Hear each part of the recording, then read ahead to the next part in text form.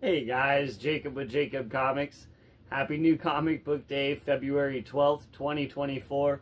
I hope all you guys found all your books in your cubby, on your new comic book shop wall, wherever you guys found your books. I hope you guys found all the books you're looking for. I know I did here, and this week it's a white mysterious bag. Had a bunch of weather this week, so I actually had to go to a different comic store because mine was closed. But that's okay.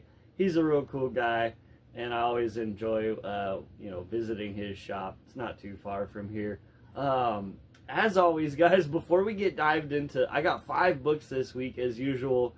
We're gonna review those. No spoilers, and I've got them in an order of least favorite to favorite. Now, before we get dived into that, I do want to let you guys know about the Whatnot shows. Definitely been having a lot of fun. People grabbing mystery boxes. Come on down, it's a bunch of fun. You get 1 CGC 9/8 slab and 5 exclusive comics, 2 virgins, and 3 trade dresses. Also getting a bunch of this stuff pulled out, and we're going to be having a bunch of really cool books coming up. So yeah, come give me a follow over on Whatnot. Or even just to come hang out, guys. I think they give you like a $15 credit too. Anyways, let's get dived into the loud, mysterious white bag this week. And first up, I've got in my number 5 spot, Spider-Gwen, the Ghost Spider number 10. And this book has been okay. This might have been like one of the better issues of this series. I don't know. I don't have too much to say about it. It's kind of this like Romeo and Juliet romance story between Spider-Gwen and the Black Tarantula's son, and sort of pitting, Spider-Gwen is on the side of good, Black Tarantula is on the side of evil, and Black Tarantula's son is sort of stuck in between and wants to do the right thing in order to kind of maybe have this relationship with Gwen. But seemingly, is probably not going to do that. We don't know, what I'm saying? Like, there's no spoilers here. I'm just guessing. But, we'll see what happens. It's an alright story. It's entertaining enough that I keep buying the next one, and the art is always like really interesting. That's, I think, one of the main things too. I was thinking about this week, why do I keep getting this? Not as I was reading it, but like when I went to go get it, and I'm like, why do I keep getting this? And I think one of the main reasons is that artwork. It's just different, and I enjoy that. I enjoy the let me shout him out, Randall. I don't know if they're always on the art, but yeah, it's really it was another good week of art. So in my number what is this, number 4 spot, I've got Deadpool number 11. This is the run kind of like after Deadpool's come back, right? And as you can see, it's got Miles on the front cover here. And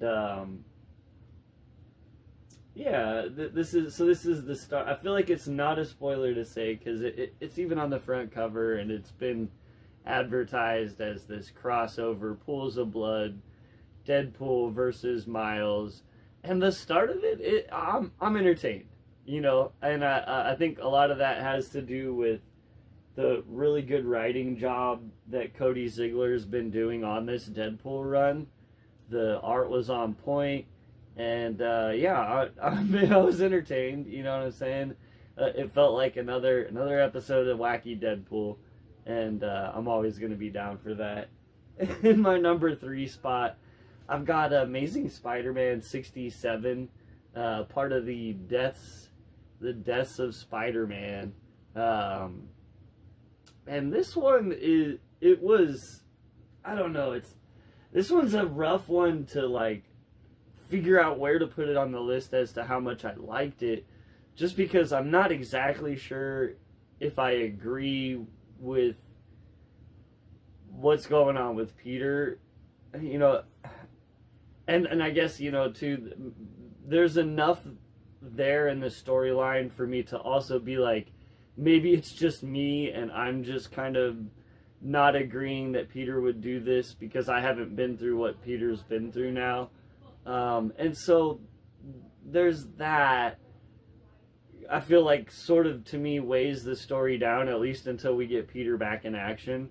And that's not a spoiler because that's been going on for 3 issues now. And maybe that's another reason why I'm struggling. Like, are we still doing this? Anyways, I ended up putting it ahead of the other issues just because of the... How do I put this without spoiling it? But the reveal of what's going on with the bad guys, that was awesome. I was like, okay. There's a twist to this. There's a twist to this story. It's not going how I predicted, and for me, that's good. And props to Joe Kelly for kind of steering us in this direction where we think we know what's going on.